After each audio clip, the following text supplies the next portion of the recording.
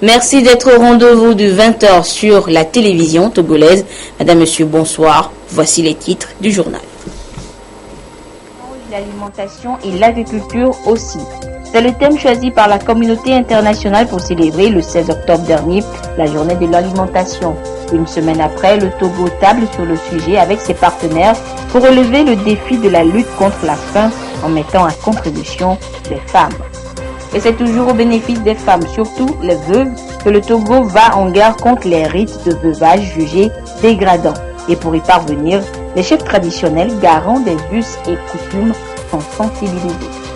Et puis notre pays veut parvenir à la réalisation des objectifs de développement durable ODD à l'horizon 2030. Et pour remporter le pari de l'éducation de qualité pour tous, il faut compter nécessairement sur la recherche. Comment ? Les responsables de l'enseignement au supérieur le découvrent depuis ce matin.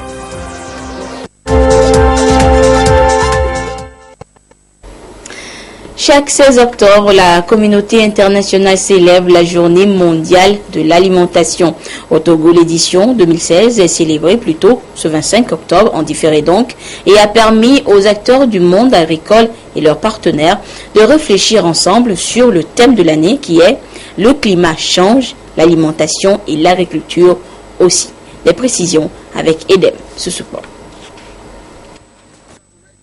Cette année, la journée mondiale de l'alimentation est consacrée à l'analyse de la façon dont l'agriculture devra évoluer pour faire face aux effets négatifs du changement climatique. Le constat est clair. Aujourd'hui, on ne peut éradiquer d'ici à 2030 la faim sans prendre au sérieux la question du changement climatique qui compromet les efforts visant à mettre un terme à toute forme de malnutrition. En effet, aucun secteur n'est plus sensible au changement climatique que l'agriculture. Les populations les plus vulnérables sont celles qui produisent la majeure partie de la nourriture dans le monde. Les agriculteurs familiaux, les éleveurs, les pêcheurs et les communautés forestières représentent 80% des populations rurales. La 36e édition de la Journée mondiale de l'alimentation offre l'occasion au gouvernement et à ses partenaires de mettre à la disposition de l'association Wima Togo du matériel de maraîchage et de pêche. Ces outils seront distribués aux femmes de différents groupements qui exercent sur le littoral. En plus de cela, elles ont reçu une enveloppe de 5 millions de francs CFA. Ce que nous venons de recevoir ce matin, les femmes sont déjà en groupement. On leur a parlé et nous sommes déjà organisés on a déjà commencé l'organisation pour distribuer les choses sur tout le littoral dès que possible. Aujourd'hui, c'est au niveau des femmes de Katanga. Le Togo met tout en œuvre pour permettre aux producteurs de s'adapter au changement climatique afin d'accompagner la vision de développement durable. Je voudrais faire remarquer que la sécurité alimentaire fait appel au principe de la disponibilité, de la stabilité et de la qualité des produits végétaux, animaliers et halieutiques. C'est dans cette perspective que le gouvernement togolais entend engager une action phare pour la construction d'un nouveau port de pêche moderne dans la zone portuaire avec l'appui de la coopération japonaise pour un montant d'environ 15 milliards de francs CFA. Au Togo, les manifestations du changement climatique sont réelles et confirmées par des études publiées en 2015. Ces rapports révèlent une diminution de la pluviométrie et une augmentation des températures. C'est pourquoi un appel est lancé ici pour une synergie d'action en vue de réussir le pari de l'épanouissement de la population débarrassée de la faim. Et la volaille fait également partie de l'alimentation des Togolais. Et en ce sens, je vous donne lecture de ce communiqué du ministre en charge de l'élevage. À la suite de l'apparition de 2 foyers de grippe aviaire, notamment à Adétikope et à Didogome, les services techniques du ministère en charge de l'élevage ont procédé à la gestion de cette crise sanitaire conformément aux dispositions de l'Organisation mondiale de la santé.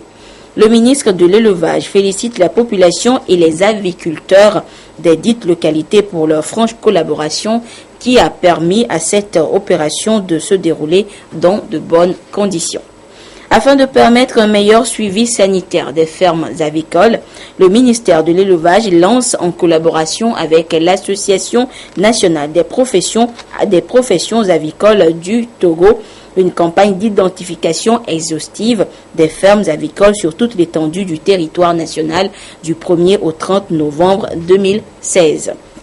Les aviculteurs de la région maritime sont invités à se faire enregistrer à la direction de l'élevage à Lomé et ceux des autres régions au niveau des directions régionales de l'agriculture, de l'élevage et de l'hydraulique.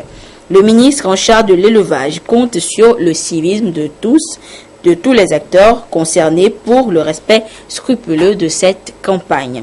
Tous ceux qui se seront soustraits à cette opération s'exposent aux sanctions prévues par la loi.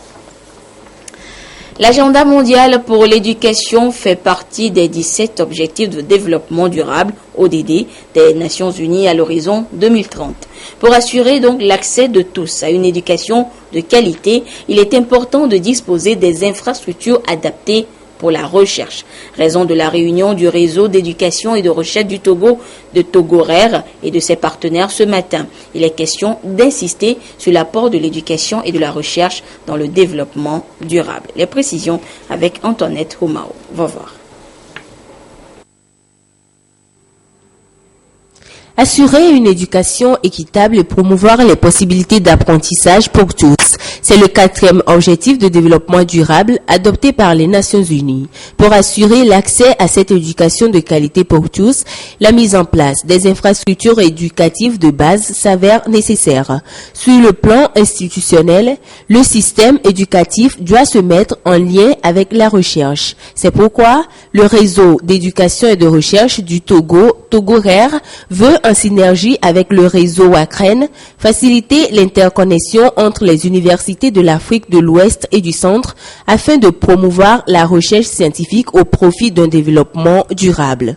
Pour promouvoir l'enseignement supérieur, la recherche et l'innovation, en permettant donc la collaboration avec des chercheurs de par le monde, grâce aux infrastructures qui vont être mises en place. Donc, on va supprimer les frontières. Donc, grâce à la connectivité, donc, on peut donc, collaborer avec des chercheurs qui se trouvent aux États-Unis, au Japon, en France, sans se déplacer.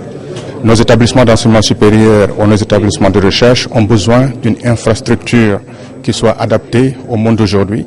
Et comme vous le savez, aujourd'hui, on ne peut pas faire de l'enseignement de qualité ou de la recherche de qualité sans le numérique. Donc c'est pourquoi nous nous attelons au niveau de l'espace Wakren, en Afrique de l'Ouest et en Afrique centrale, à mettre en place une infrastructure pour supporter, pour accompagner les chercheurs, les enseignants et les étudiants.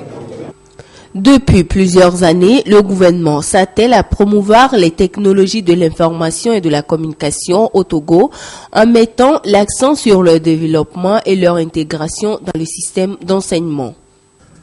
Je me contenterai de rappeler l'interconnexion des établissements publics de formation au réseau IGOUV et le réaménagement du câblage en fibre optique de l'Université de Lomé de Kara, la mise en place d'une base de données pour la gestion administrative et pédagogique dans les universités publiques, reposant sur un identifiant unique des étudiants, afin de favoriser la reprise éventuelle d'études, participe de la même volonté du gouvernement de franchir un cap dans les usages numériques mis au service du développement national. Le Togo fut le premier à signer le protocole d'accord avec Wakren. Cette signature marque l'adhésion de notre pays au projet Africa Connect 2 qui apportera, nous en sommes convaincus, des solutions novatrices à l'intégration et à la promotion des TIC dans l'enseignement supérieur et la recherche, répondant ainsi à nos préoccupations. Il y a quelques mois déjà, le ministère de l'Enseignement supérieur et de la Recherche a signé un partenariat avec Togorer dans le contexte du projet Africa Connect 2 qui permet d'interconnecter les structures d'enseignement supérieur au réseau Togorer. Il s'agira désormais de promouvoir l'excellence et la qualité de l'enseignement à travers ces réseaux d'éducation et de recherche. Une délégation du caucus des femmes parlementaires est en tournée dans la région de la Kara. Elle a entrepris une campagne de dissémination des dispositions du Code des personnes et de la famille et du Code pénal au profit des femmes afin que celles-ci découvrent leurs droits et devoirs grâce à ces lois. Nous y reviendrons dans nos prochaines éditions. Et puis les femmes ont surtout droit à la dignité. Un droit bafoué par les rites de veuvage qu'elles subissent après le décès de leur mari. Le gouvernement togolais donne un carton rouge à de telles pratiques. Une action relayée par l'ONG Alafia qui, pour parvenir à la fin de ces rites dégradants, met à contribution les chefs traditionnels et coutumiers. Les précisions avec Trinité Kilelim et Rachel Aoukou. Les rites de veuvage.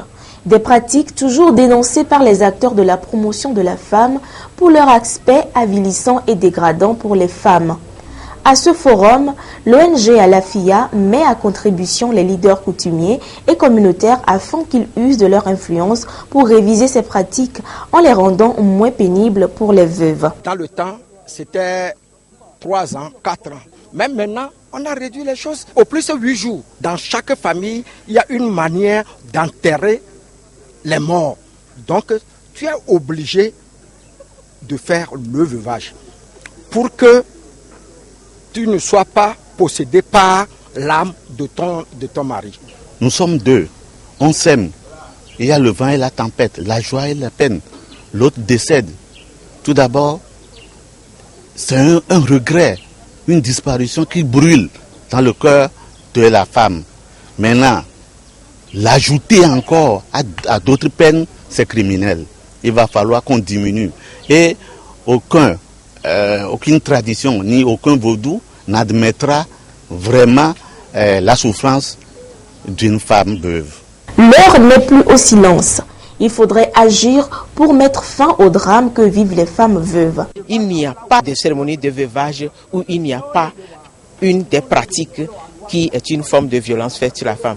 Par exemple, inhaler le piment. Si tu tousses, c'est toi qui as tué le mari. Aller contracter un rapport sexuel avec un inconnu, et c'est aussi une forme de violence. C'est vrai, il y a la coutume, nous ne pouvons pas nous dissocier de la coutume, mais il y a des coutumes qui humilient la dignité de la femme. Pour nous, les rites de veuvage, c'est des formes de violence faites aux femmes. Et ces rites de veuvage ont d'autres conséquences beaucoup plus malheureuses. Par exemple, la propagation du VIH-Sida, qui a aussi d'autres ramifications. Est-ce que les femmes sont au courant qu'il y a des lois, des tests juridiques qui les protègent? Voilà pourquoi nous existons, pour essayer de sensibiliser. Pour les chefs traditionnels, la tâche n'est pas du tout aisée. Il faut convaincre et sensibiliser les tenants des traditions dans une approche graduelle et consensuelle pour obtenir progressivement un changement de mentalité. Il y a plus de 20 ans que ce problème est sur le tapis dans notre pays. Aujourd'hui, c'est déjà un pas en voyant comment les chefs traditionnels ont répondu et en voyant comment les prêtres et prêtresses vaudous, aussi ceux qui s'occupent des rites et des coutumes de notre pays, sont représentés. Il faut que notre tradition existe, donc c'est les pratiques néfastes, dégradantes, cruelles qui seront enlevées. La réflexion va apporter la solution. La Constitution togolaise consacre l'égalité des sexes et fait des droits et devoirs énoncés par la Déclaration universelle des droits de l'homme et d'autres conventions et traités internationaux, à l'instar de la Convention sur l'élimination de toute forme de discrimination à l'égard des femmes, partie intégrante de ces dispositions. Aussi, le nouveau Code des personnes et de la famille adopté en 2012 autorise-t-il les veuves à refuser les pratiques jugées néfastes, mais l'on constate que dans la réalité, ces dispositions n'arrivent pas à mettre fin à ces pratiques dégradantes.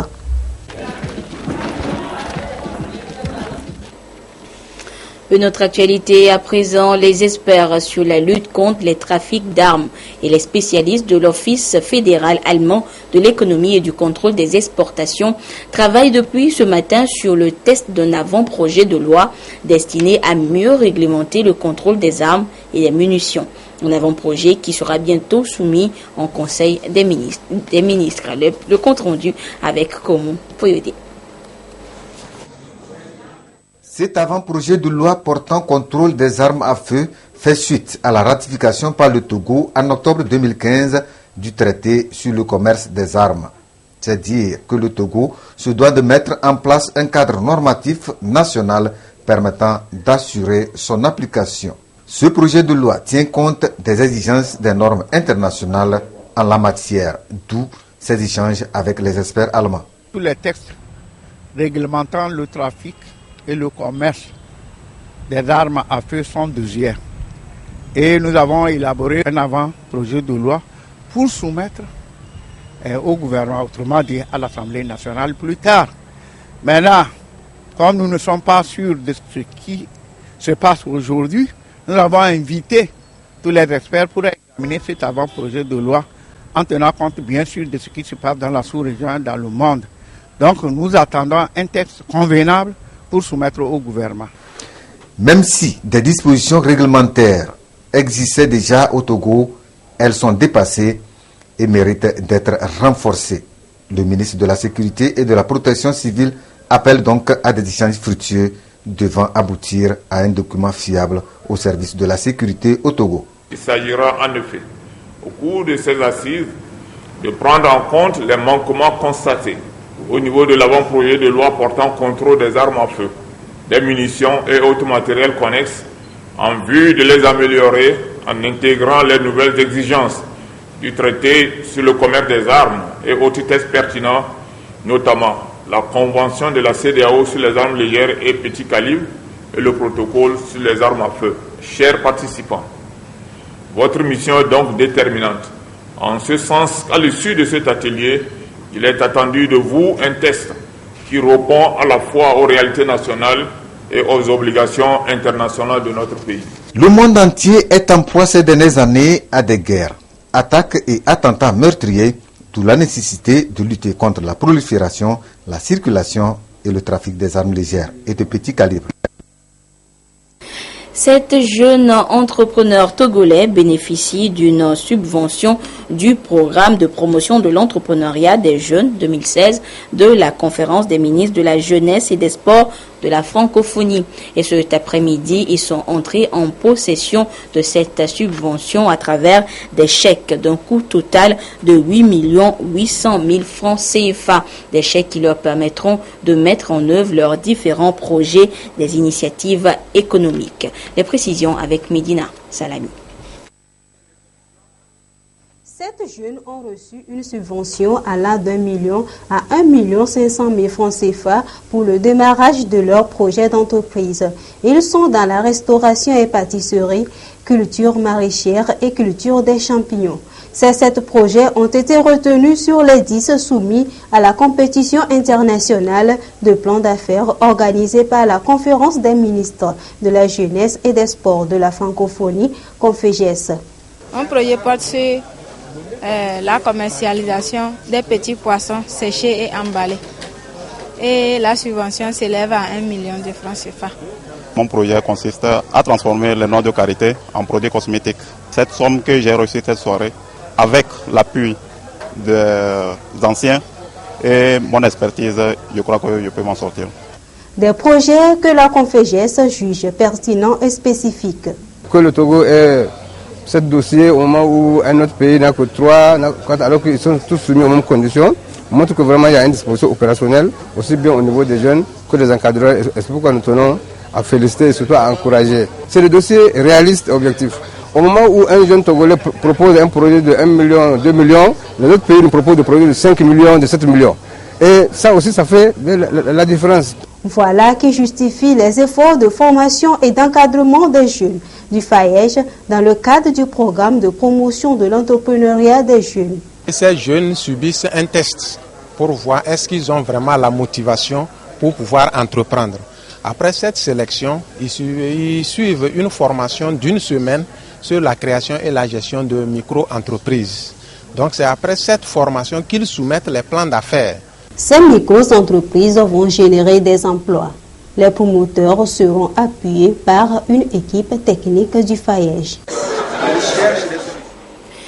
Ouverture officielle ce matin des travaux de validation du plan national d'adaptation au changement climatique et à la présentation du tout premier inventaire forestier national du Togo.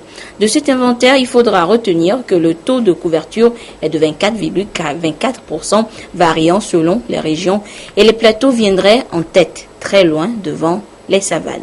Viviane Moussouvi, Albertine Yakin nous en disent plus.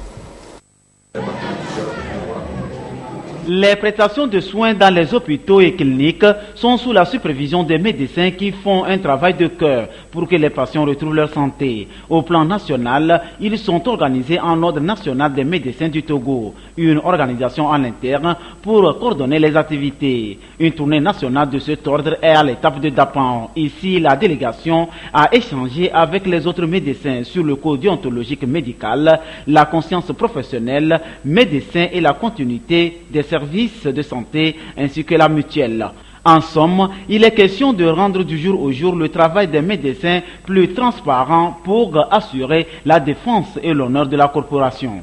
Dans les temps pas très anciens, il y a eu quelques manquements assez différents de voir lors des troubles sociaux, si on peut ainsi dire. Alors, le Conseil de l'ordre a estimé qu'il fallait rencontrer les collègues, les écouter et porter à leur attention les différents textes qui encadrent notre profession pour que, à tête reposée, ils puissent le lire et que si éventuellement il advenait qu'ils allaient avoir quelques perturbations, qu'ils aient à l'esprit ce code moral qu'ils doivent respecter tout en essayant de défendre leurs droits. Donc c'est cette motivation-là qui nous a amenés à venir ici à Dapan. Une tournée pour aussi inviter les collègues à s'inscrire à l'ordre national des médecins du Togo et à être à jour, bref, à se conformer à la règle dans sa globalité et mener à bien les activités en suivant le code moral. Vous venez donc plutôt de suivre la tournée de sensibilisation des membres de l'Ordre national des médecins du Togo à l'étape de Dapan, où ils ont entretenu leurs collègues sur la déontologie médicale et la conscience professionnelle. Et lorsque les médecins sont rompus à leurs tâches, il leur faut obligatoirement du matériel et de l'équipement adéquat. C'est ce qu'apporte l'association Espoir pour demain avec ses partenaires américains aux structures sanitaires de la COSA. Sur place, la correspondance de Nestor Mozo. Ce matériel médical et équipement émane de l'ambassade des États-Unis d'Amérique au Togo et de l'ONG HTH ou Hope True Help.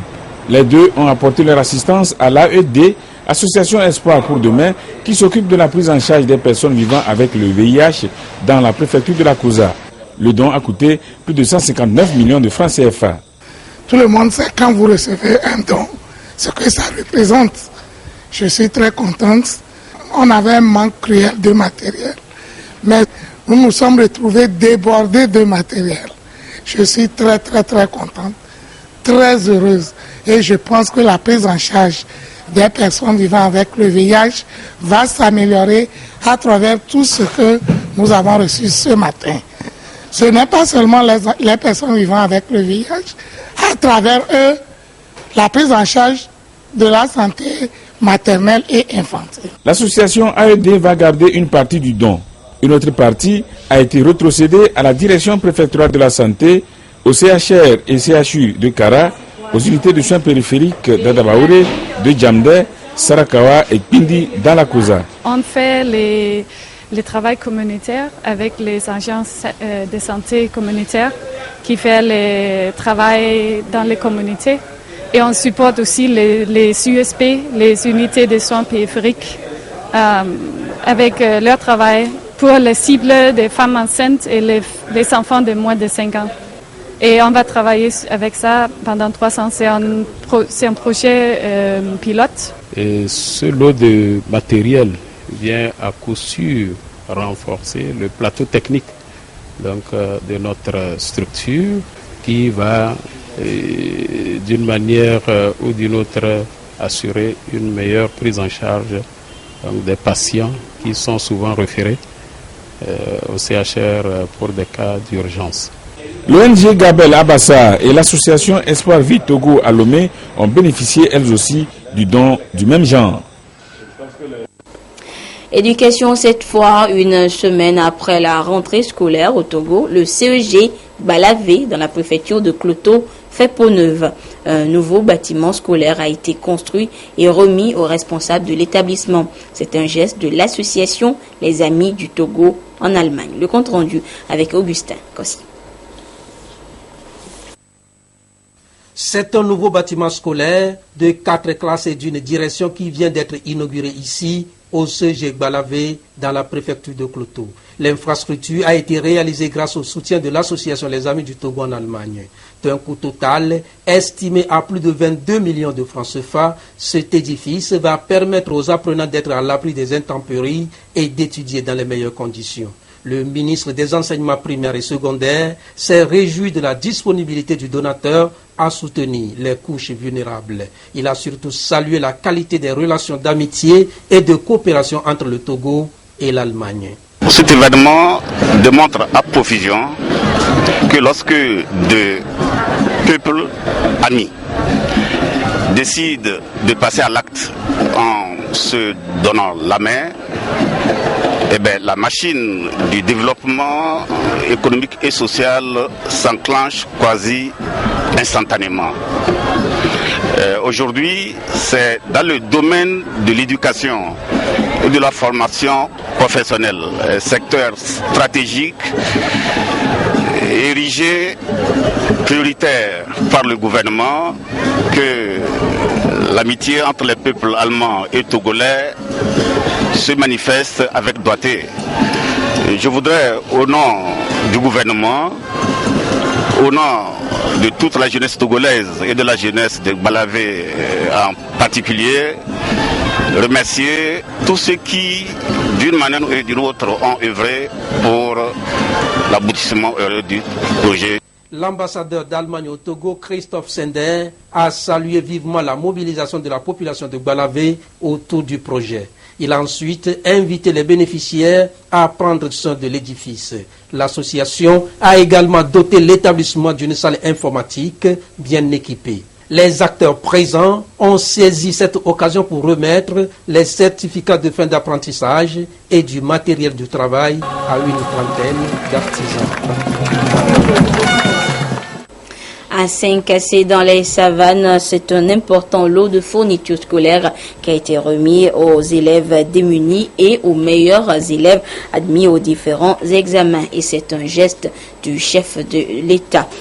Sur place, la correspondance de Désiré Aloy.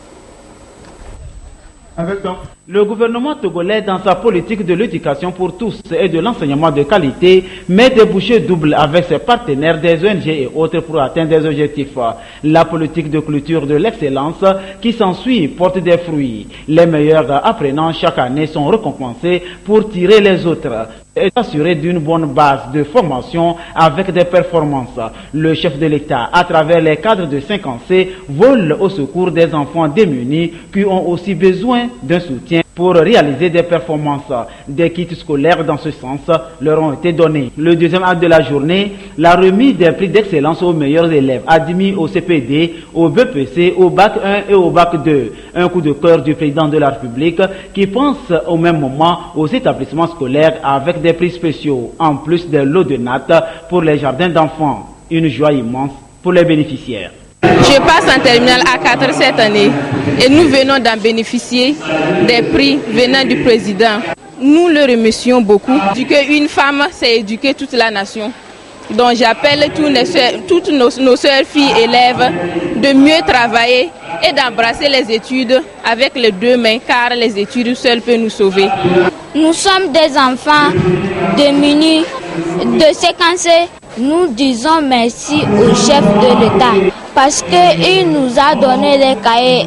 Les parents d'élèves touchés par ce geste de solidarité témoignent leur gratitude au chef de l'État. Nous sommes très bien, très contents de ce don, ce geste que le président Ford nous a envoyé ce matin. Donc pour ça, nous le remercions beaucoup. Nous le remercions infiniment. Donc toute la population de Saint-Cassé nous souhaite bonne œuvre. Ils étaient là, les cadres de 5C, pour soutenir les jeunes frères, la relève de demain. C'est un grand geste qui vient témoigner encore à la population de 5C que son Excellence, le président Faure et Sir Simran Yansingbe, n'a jamais oublié la jeunesse. Et comme vous le constatez dans la salle, tous les élèves sont contents et c'est la fête ici à Saint-Cancé. Nous profitons de l'occasion, nous cadres de la préfecture de Saint-Cancé, rendre un hommage aux acteurs de l'éducation. L'élimination de la pauvreté passe par l'école. Une éducation pour tous et de qualité tant préconisée par le chef de l'État est toujours de mise. À chacun de jouer du jour au jour son rôle selon le porte-parole des cadres de Saint-Cancé qui a convié les enseignants au courage, appelé les élèves à l'assiduité et les parents à la scolarisation de tous les enfants, garçons et filles, sur les mêmes bases afin de relever ensemble les défis de développement. Le président de la commission technique de gestion et de suivi de l'aide de l'État à la presse porte à la connaissance des responsables des médias écrits et audiovisuels privés qu'à la suite de la nomination des membres de la commission le 26 septembre dernier, des rencontres qu'elle a eues avec le président de la Haute Autorité de l'Audiovisuel et de la Communication et le ministre de la Communication, de la Culture, des Sports et de la Formation civique, ainsi que des réunions qu'elle a tenues le 7 et le 24 octobre 2016, le processus d'identification des bénéficiaires pour la période allant du 1er mai 2015 au 30 avril 2016 a été engagé. Il se déroule sur la base du respect des dispositions relatives au dépôt légal et des rapports de la RAC et de l'Observatoire togolais des médias OTM, parallèlement à la mise à la disposition des ressources financières inscrites selon les nouvelles modalités mises en place par le ministère de l'économie et des finances. À cet effet, les conditions de base d'éligibilité à l'aide telles que prescrites par le décret 2009-065 du 30 mars 2009 portant modalité de gestion, de répartition et de gestion des aides et avantages d'ordre économique et financier accordés à la presse sont publiés sur le site internet de la Haute Autorité, sur les chaînes nationales de radiodiffusion et dans le quotidien national Togo Presse. Le président de la commission technique de gestion et de suivi de l'aide de l'État à la presse invite les postulants à cette aide à prendre les dispositions adéquates en attendant la publication de la liste des bénéficiaires retenus. Les membres de l'association France-Togo ont sillonné les régions maritimes et des plateaux à la découverte des sites touristiques et des valeurs culturelles et traditionnelles de notre pays. 3 jours durant, ils ont eu l'occasion de découvrir, entre autres, le berceau des Évés à Noche et contempler le paysage des plateaux de Dain. Et tout ceci dans le cadre du renforcement des liens d'amitié et de coopération entre Paris et Lomé. Luc Assis les a suivis dans leur périple touristique. Voici son reportage. Premier site historique visité par les membres de l'association France-Togo, Agbobo, muraille des Évés construite par le roi Agokoli au XIe siècle et symbole du berceau des Évés dans la sous-région ouest-africaine. Les hôtes ont échangé avec le roi Agokoli IV dans le sanctuaire, puis cap sur le barrage de Nangbeto. La délégation a goûté les mets du terroir et découvert le fleuve Mono dans son splendeur. Clarisse Agbenienou, médaillée d'argent aux derniers Jeux olympiques en judo, française de nationalité et togolaise d'origine, exprime sa fierté de retrouver sa terre natale après 8 ans d'absence. Enfin, je suis là. Ça fait des années et je suis revenue. Ça y est, ça fait du bien. Je me sentais respirer. Depuis tant d'années, je me disais, il faut que je retourne. Et là, je suis enfin là. Je vais pouvoir découvrir, profiter, voir ma famille. On voit qu'il y a une histoire qui est construite. Envers le Togo, il y a une grande histoire qui date depuis des années et que voilà, même si la culture change, que les choses changent, on voit qu'ils essaient quand même de conserver les anciennes coutumes. Donc voilà, le sanctuaire, ça nous a permis de voir les anciennes coutumes qui ont été faites et pourquoi ça a été créé. Et c'est bien, c'est toujours bien de voir la culture, sa culture, et ça fait vivre le pays et c'est pour ça qu'on vit, c'est pour la culture togolaise, africaine. Exhibition des valeurs culturelles et traditionnelles du pays. Du chef canton de Woudou à Tapamé, au chef Nayo Damlamé et Nanaï Daneho, la tradition et la culture étaient au grand jour. Aussi ont-ils eu le privilège de contempler l'environnement, le paysage et son climat tempéré et les plateaux de Daï. L'association France-Togo a été également reçue par l'ancien Premier ministre Artem Ahome Zounou Akbele. C'est le vin de palme du matin, ça, je crois. C'est très bon. J'avais déjà goûté celui du soir qui a plus d'alcool. Celui-là, il est pas trop alcoolisé, mais il est très bon. C'est frais, c'est bon. Ça ressemble un peu à la bière que je connais en France, mais c'est moins pétillant, c'est moins fort, il y a moins d'alcool. Mais c'est très bon. C'est un goût à la fois acide et à la fois sucré. C'est la première fois que je goûte, donc c'est particulier. On dirait que c'est un petit peu pétillant, je dirais. Et ouais, c'est bon.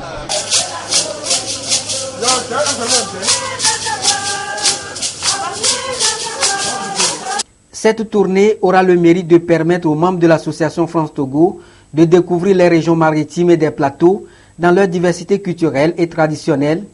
Et comme ils ont eu à le constater eux-mêmes, le Togo grandeur nature reste une fierté partagée. Un retour aux sources pour certains et une découverte pour d'autres. Et voilà, c'est sur ces belles images que se referme cette édition. Merci à vous qui l'avez suivi un peu partout grâce à la télévision togolaise. Retrouvez Adolphe Paccard à 22h30 pour la dernière édition du journal. Au revoir. Suivez.